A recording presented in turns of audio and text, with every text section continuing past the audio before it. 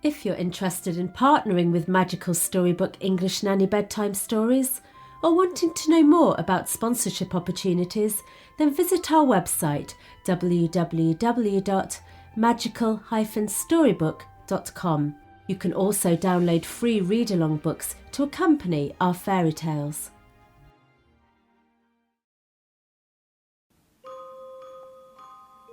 Sleeping Beauty. Once upon a time there lived a king and a queen who were very happy, except for one thing. They both longed to have children, but they had none. Every day they said to each other, "Ah, if only we had a child." Now it happened one day when the queen had been bathing, a frog crept out of the water and spoke to her. It said, "Your wish shall come true. Before a year has gone by, you shall have a daughter." The queen was delighted, and she hurried to tell her husband the good news. Within the year, it happened as the frog had said. A baby daughter was born to the king and queen, and they were filled with joy. The child was so pretty that everyone who came to see her cried, "What a beautiful baby!" The king was so proud of his baby daughter that he ordered a wonderful christening feast to be prepared. The king invited all his friends to the feast, as well as the kings, queens, princes and princesses from other kingdoms. The king wanted the good fairies to be godmothers to his daughter. Now there were 13 fairies in his kingdom, but one was very old and no one had seen her for many years. As the king had only 12 golden plates, he invited just 12 of the fairies to come to the christening feast. The old fairy was not invited. When the christening feast was over, the good fairies went up to the princess to give her their magic gifts. The first fairy said, "You shall have a beautiful face." The second fairy said, "You shall think beautiful thoughts." The third fairy said, "You shall be kind and loving."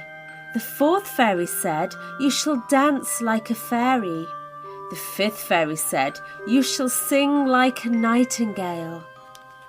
When 11 of the fairies had given their gifts, the baby had been promised everything in the world that one could wish for.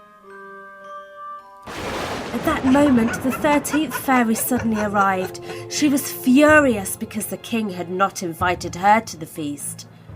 Pointing to the baby, she cried in a loud voice, "When the king's daughter is 15 years old, she shall prick herself with a spindle and fall down dead." Without another word, she rushed out of the palace. All the people at the christening feast fell back in horror when they heard the words of the wicked fairy. The queen began to cry, and the king did not know how to comfort her. Then the 12th good fairy, who had not yet given the baby her gift, stepped forward. "Do not weep, O queen," she said. "I shall do what I can to help. I cannot undo the evil spell of the wicked fairy, but I can soften it a little."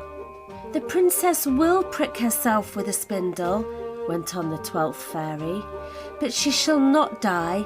She will fall into a deep sleep that will last for 100 years. The king thanked the fairy for her kindness, yet he did not want to think of his child sleeping for 100 years, so he gave orders that every spindle in the whole kingdom should be burned. His messengers were sent to every town and village to see that this was done. As time went by, the baby princess grew into a lovely girl. All the gifts that the good fairies had promised were hers. She had a beautiful face, and she thought beautiful thoughts. She danced like a fairy, and she sang like a nightingale. She was happy and gay, so that all that were near her were happy too. She was kind and loving, so that all that who knew her loved her. The king and queen found great joy in their daughter. Now it happened that on the very day when the princess was 15 years old, the king and queen were not at home. To amuse herself, the girl wandered all over the palace. She opened the doors of dozens of rooms that she had never seen before. At last, she came to an old tower. She climbed up the narrow, winding staircase and found a little door at the top. She turned the rusty key in the lock, and the door opened. There, in a little room, sat an old woman at her spinning wheel, busily spinning flax. "Good day," said the princess. "What are you doing?" "I'm spinning, my child," replied the old woman. "Oh, how wonderful!" cried the princess. "Please let me try." No sooner had the princess touched the spindle than the words of the wicked fairy came true. She pricked her finger. As soon as she felt the prick of the spindle, the princess fell upon the bed into a deep sleep. The old woman fell asleep upon her chair, and every other living creature within the palace also fell asleep. At that very moment, the king and queen had returned home for their daughter's birthday. They fell asleep in the great hall of the palace. The lords and ladies who were with them fell asleep nearby. In the stables, the horses fell asleep. In the courtyard, the dogs stopped barking and fell asleep. On the roof, the pigeons stopped cooing and they fell asleep. And on the palace walls, the flies stopped crawling and fell asleep too. In the kitchen, the fire died out and the meat stopped cooking. The cook was about to box the scullery boy's ears because of something that he'd forgotten to do, but the cook fell asleep and so did the scullery boy. The whole palace became silent. Not a living creature moved. The wind dropped, and on the trees in the palace garden, not a leaf stirred. A hedge of thorns sprang up around the palace and its gardens. Every year the hedge grew higher and higher and thicker. At last it grew so tall that it almost hid the palace. Only the flag and the topmost towers could be seen above it. The story of the beautiful princess who lay asleep spread throughout the kingdom and far beyond. She became known as Sleeping Beauty. Many princes who had heard of her beauty journeyed to the palace, hoping to wake her up. But the thorn hedge grew so thickly that none of the princes could force his way through it. Each one who tried found his hands and face torn and bleeding, and he had to give up. After many years, another king's son visited the kingdom of Sleeping Beauty. An old man told this prince a tale which his grandfather had told him. The tale was of a castle hidden behind the thick hedge of thorns that grew nearby. In the castle, a beautiful princess known as Sleeping Beauty lay asleep. Her mother and father and all the people in the palace also lay fast asleep. It was said that they had all been asleep for 100 years. When the prince heard the old man's tale, he said, "I must see this beautiful princess," and tried to waken her. "Ah, but wait, sir," cried the old man. "You do not know the dangers. My grandfather told me that in years gone by, many young princes tried to break through the hedge, but none could do it. Each one was badly wounded by the cruel thorns." "I'm not afraid," replied the prince. "I must try to see this lovely princess."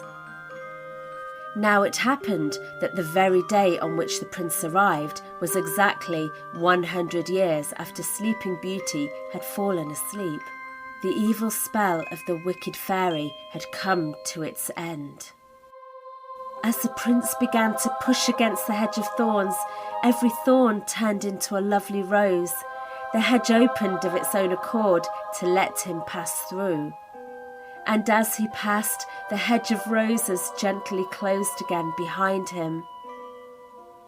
In great wonder, the prince made his way right through the hedge. At last he came to the courtyard of the castle, where the dogs lay sleeping.